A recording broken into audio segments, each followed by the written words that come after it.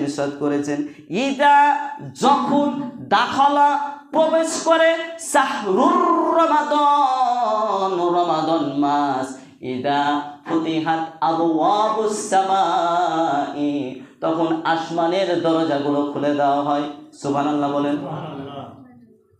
ইদা ফুতিহাত আবওয়াবুস সামাই, তখন আসমানের দরজাগুলো খুলে দেওয়া হয়।